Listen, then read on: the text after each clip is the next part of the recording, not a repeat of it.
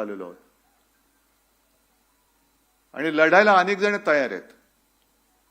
जे मी मगाशी म्हटलं की हे पुस्तक वाचल्यानंतर तुरुंग या विषयाची भीतीच लोकांच्या मनातली निघून जाईल आणि ते काम तू चांगल्या पद्धतीने संजय या पुस्तकाने केलेलं आहे.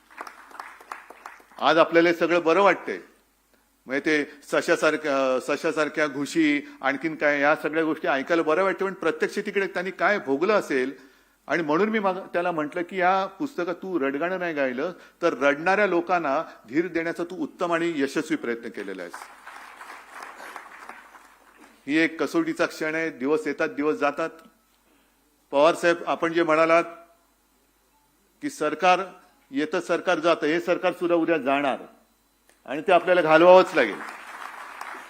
केवळ कोणाला काय व्हायचंय, मला हे व्हायचंय मला ते व्हायचंय म्हणून नाही, तर ज्यांनी आपल्या देशाला म्हणजे स्वर्गासारखा आपला जो देश आहे त्या देशाचा आणि त्या स्वर्गाचा नरक करण्याचा जो प्रयत्न चालू ठेवलेला आहे त्यांना नरकात टाकण्यासाठी म्हणून आपल्याला लढावंच लागेल. आणि नुसतं लढावंच नाही तर जिंकावंच लागेल. आणि ती जिंकण्याची उर्मी या पुस्तकाने दिलेली आहे.